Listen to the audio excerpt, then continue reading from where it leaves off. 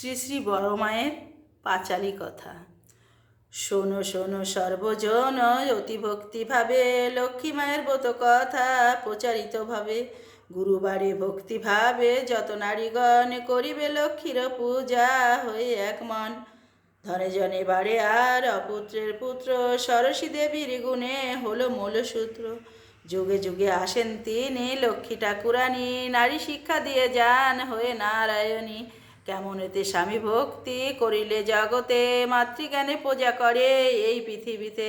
স্বামীর সোহাগ সেবার গুণে ধন বৃদ্ধি হয়, লক্ষ্মীরূপে শ্রী শ্রী বড়মা দেখালেন তাই। সদাচারে থাকলে ঘরে লক্ষ্মী বাধা রয়, অনাচারে থাকলে তার বিধি বাম হয়। প্রভাতে সরাঝাটি সন্ধ্যায় দেয় বাতি, লক্ষ্মী বলে তার দ্বারে আমার বসতি।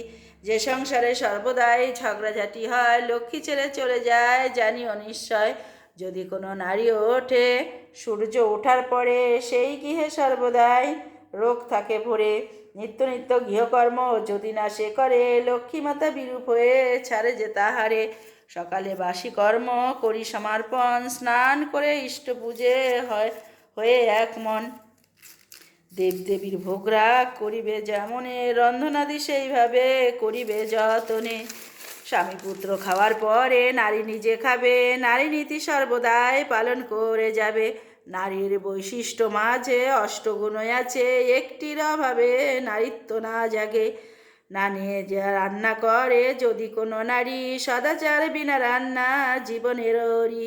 অদীক্ষিতের হাতে রান্না খাওয়া উচিত নয়, যাগযজ্ঞ পূজা অর্চনায় ফল নাহি হয়। পান ভোজন তার হাতে বিষ বহনী রয়, রোগ শোক দারিদ্র্যেতে ধ্বংস হয়ে যায়।